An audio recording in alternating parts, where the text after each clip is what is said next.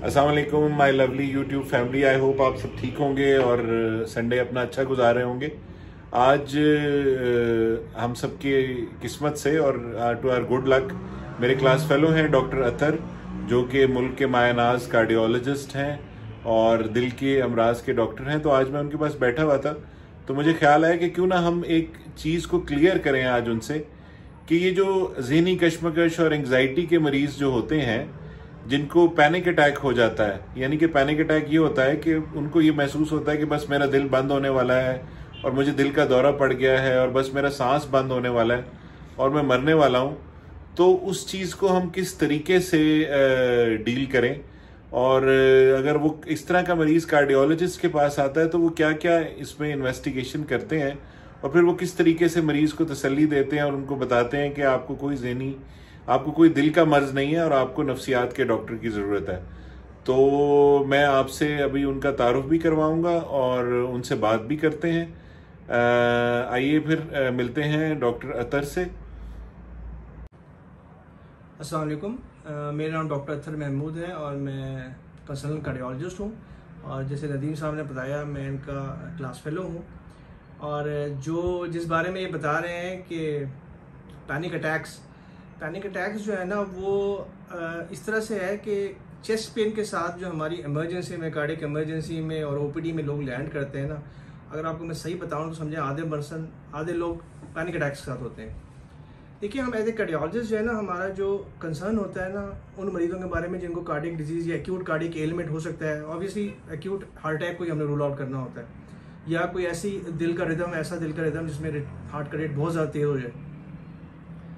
लेकिन ना यूजुअली उसके जो सिम्टम्स, साइंस और रिस्क फैक्टर्स होते हैं ना, वो डिफरेंट होते हैं। सो हम कैटेगराइज कर लेते हैं। जैसे एक कोई 60 साल का पेशेंट जो डायबिटिक हाइपरटेंसिव मेरे पास या मेरी इमरजेंसी में लैंड करेगा या मेरे मेडिकल ऑफिसर के पास आएगा, जिसको घबराहट हो रही हो, एप्रीहेंशन हो, चेस्ट पेन हो, तो उसकी लाइकलीहुड जो है ना हार्ट डिजीज़ की ज़्यादा है एज़ कम्पेयर टू कि उसको कोई साइकेट्रिक या कोई पैनिक अटैक हुआ है। तो दो we keep as a cardiologist our threshold very low, but we differentiate according to the history. क्योंकि हार्ट के एक्यूट पेशेंट में हम 3 चीज़ें देखते हैं। पहले तो कि इसको डिजीज़ होने का, हार्ट डिजीज़ होने का चांस कितना है, वो रिस्क फैक्टर्स पे डिपेंड करता है। जैसे जो diabetic hypertensive, family history of heart disease, elderly, male specially, अगर इमरजेंसी में पैल्पिटेशन या चेस्ट पेन के साथ प्रेजेंट करेगा, वो यूजुअली कार्डियक चांस है उसका।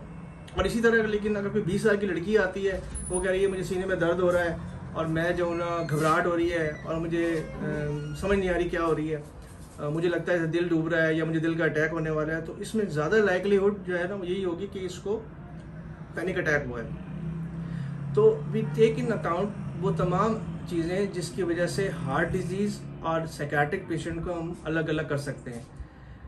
इसके मुकाबले में इस एक और सबसेट है उन पेशेंट्स का जो कि ऑलरेडी स्टैब्लिश कार्डियक पेशेंट्स हों। जैसे मैं आपको मज़े की बात बता दूं, जिन लोगों को बाईपास सर्जरी होती है वो 1 साल तक उन्हें दिल पे हाथ रखा हुआ होता है। इसको हम एक साइन कहते हैं, जिसकी वजह से जो उनको समझाते हैं, हम कहते हैं जी आपकी प्रोसीजर हो गया है, अब आपको दिल की तकलीफ होने का चांस बहुत लेस है। लेकिन क्योंकि वो एक स्टैब्लिश कार्डियक पेशेंट होते हैं और कई दफ़ा मरीज उस डर से निजात ही नहीं पा सकते कि वो ये समझते रहते हैं कि जी मुझे तो अब दिल की बीमारी हो गई है या अब चेस्ट पेन हो रहा है तो ये कार्डियक नेचर का है। तो इट टेक्स सम टाइम। सो 2 तरह के मरीज होते हैं। एक तो जिनमें चांस बहुत कम होता है, वो एपिडेमियोलॉजिकली स्पीकिंग यंग पेशेंट जिनके कोई रिस्क फैक्टर्स ना हो और इमरजेंसी में लैंड करें अटैक के साथ, पैनिक अटैक के साथ, पैल्पिटेशन, एप्रीहेंशन। और दूसरे वो पेशेंट जो एस्टैब्लिश पेशेंट हो, उनका भी डर कम करने के लिए कई तो हम साइकियाट्रिस्ट के पास भेजते हैं कि यार इनको समझाओ कि ये जो इनकी प्रेजेंटेशन है ये कार्डियक नहीं है। और मज़े की बात ये है कि कार्डियक ओपीडी में ना आप समझ लें कि समझाना वाकई मुश्किल होता है। लेकिन मेरी कोशिश ये होती है कि ऑब्वियसली कि एक दफ़ा कार्डियोलॉजिस्ट के पास पेशेंट आ जाए तो पेशेंट की तसल्ली के लिए चलो सब लोग सिंपल ईसीजी तो करके देख लेते हैं कि हमको बताते हैं कि ईसीजी बिल्कुल ठीक है, और अगर आपको किसी टेस्ट की ज़रूरत होगी तो हम आपको बताएंगे। लेकिन बेहतर ये है कि एक दफ़ा आप साइकियाट्रिस्ट को जाके एवेल्युएट करा लें। और ये ज़रूरी नहीं होता कि सारे मरीज़ वो पहली दफ़ा में चले जाएँ कि हम साइकोलॉजिकल काउंसलिंग कराने या साइकियाट्रिस्ट के पास चले जाएँ। लेकिन with the passage of time patient समझ जाते हैं। और मेरे बहुत सारे पेशेंट हैं जो कि नदीम साहब को मैंने भेजे और वो they actually really felt good after meeting a psychiatrist. क्योंकि ये समझा, देखिए हम उनको ऑब्जेक्टिवली समझा सकते हैं कि भाई ये कार्डिक नहीं है, लेकिन इनको सब्जेक्टिवली समझाना जो है ना, it takes time and we are not specialist for मतलब किसी को उस चीज़ से निकालने के लिए। तो मेरा आप तमाम लोगों को पैगाम यही है कि आप अपने घर में भी इवैल्यूएट कर सकते हैं, और उस बजाय के डायरेक्ट कार्डियोलॉजिस्ट के पास आने के, you can land up with psychiatrist which will advise you better, बजाय ये कि एक बैटरी ऑफ टेस्ट आप लोगे, एको, ईटीटी, सीटी, पता नहीं यहाँ पे क्या क्या लोग एडवाइस कर देते हैं, और उससे आपके पैसों की भी बचत होगी, टाइम की भी, और असल डायग्नोसिस हो जाएगा। शुक्रिया, बहुत शुक्रिया डॉक्टर अतर, आपकी बहुत मेहरबानी। आपने हमारे मरीजों को बहुत तफसील से पैनिक अटैक के बारे में समझाया। बहुत शुक्रिया, thank you very much. Thank you.